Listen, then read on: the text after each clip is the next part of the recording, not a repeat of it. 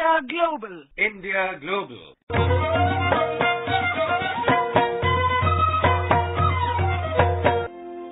Hello and welcome.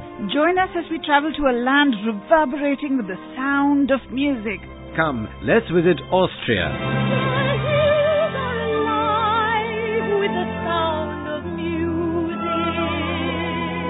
That was Julie Andrews from the film classic Sound of Music set in Austria of the 1930s.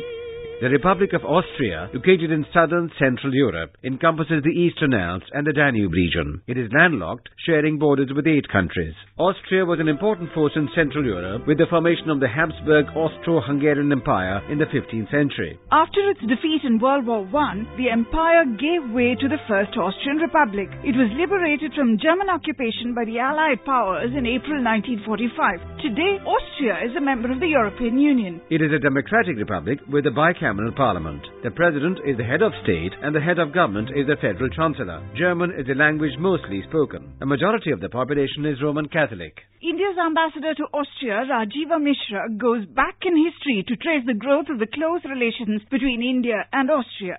India-Austria relations are warm and friendly. The two countries have been able to overcome the distance that separates us and the asymmetries of size and population. An early high watermark of our relations was reached in the 1950s when Prime Minister Nehru played a helpful role in the negotiations leading to the State Treaty of Austria in 1955, which is when the Allied powers' occupation of Austria ended and it emerged as an independent and neutral state. A steady exchange of high-level visits have strengthened bilateral ties further, adds Envoy Mishra. There have been several high-level visits in both directions, including by Prime Minister Jawaharlal Nehru to Austria in 1955, by Prime Minister Indira Gandhi in the 70s, by the Austrian Chancellor Bruno Kreisky during that time, and more recently by former President Mrs. Pratibha Devi Singh Patil in 2011, and by the current Austrian President Mr. Heinz Fischer to India in 2005. Tourist traffic, a growing Indian community, and space cooperation have added a modern dimension to this relationship, says Ambassador Rajiva Mishra. There have been good tourist inflows from India to Austria. There are now direct flights between Delhi and Vienna 6 days a week, and that has helped the traffic. And there's also an Indian community in Austria since the 70s, which has grown in recent years. I should also mention the launch of the first Austrian space satellite by our launch vehicle, PSLV-C-20, at Sriharikota in February 2013. Philosopher Wittgenstein, Gregor Mendel, the founder of the science of genetics, Sigmund Freud, the psychologist, and Christian Doppler, the physicist who tabled the Doppler effect, are some famous Austrians. 16 Austrians have so far been awarded the Nobel Prize, including Bertha von Suttner, the first woman to win the prestigious award. Strains of the Blue Danube by Johann Strauss. Austria is a rich Eurozone country. Small and medium-sized enterprises account for the vast majority of firms. Cutting-edge technology is Austria's forte. Austrian firms have sizable investments in Central and East European countries, and Austria is an important link for India in its relationship with countries of this region. India's ambassador in Vienna, Rajiv Mishra, speaks of the robust Indo-Austrian trade and economic ties. Austria is the second richest in the Eurozone after Luxembourg, and it has a very dynamic SME sector which have strengths in niche technology areas. The bilateral trade between India and Austria is around 1.3 billion euros only, with a slight surplus in favor of Austria. But the potential is large. Our exports to Austria represent a traditional export basket, including garments and textiles, handicrafts, leather goods, but also auto components and pharmaceuticals. Austrian exports are dominated by engineering goods and machinery in several engineering sectors.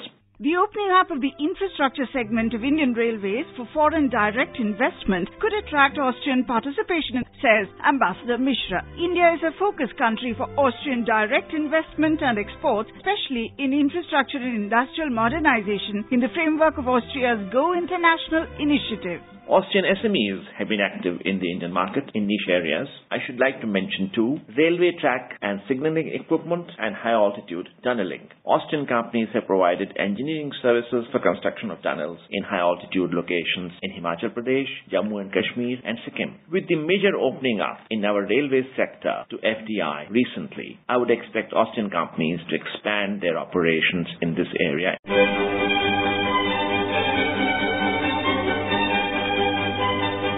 Mozart Mozart's Eine kleine Nachtmusik, performed by the Vienna Philharmonic Orchestra conducted by Carl Bohn. Mozart, Strauss, Haydn, Schubert, Liszt. Austria is home to so many Western classical music greats. Beethoven lived here.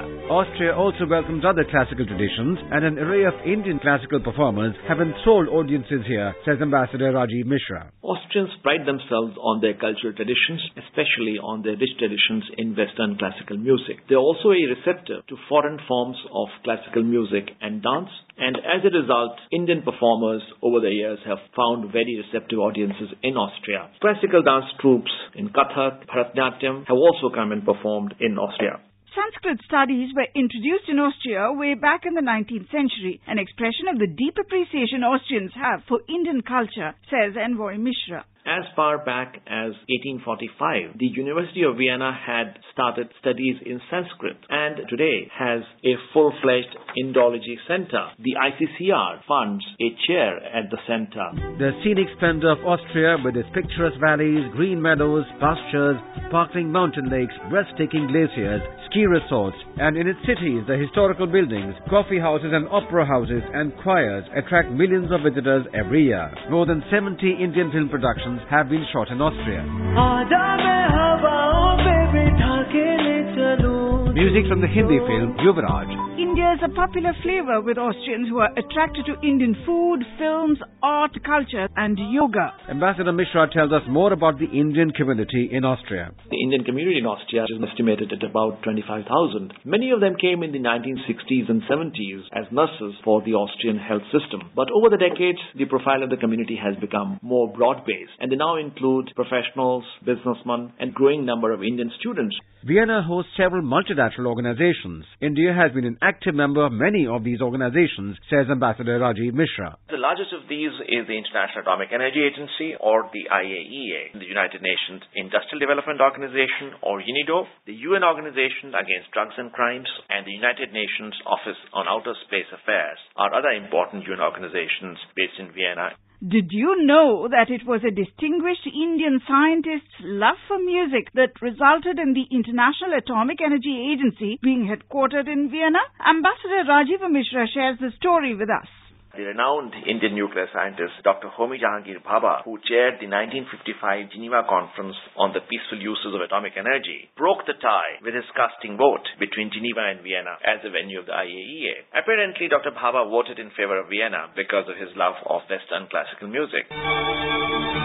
That wraps up our visit to Austria. But before we go, here's a question for you. India's Controller and Auditor General currently plays a major role in an international organization in Austria. Can you tell us what it is?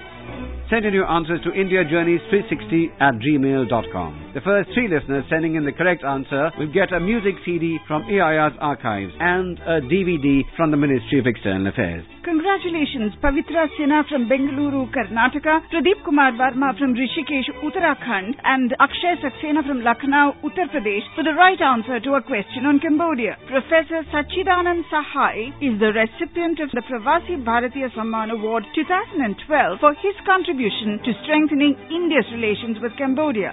Until next time then, goodbye and travel safe.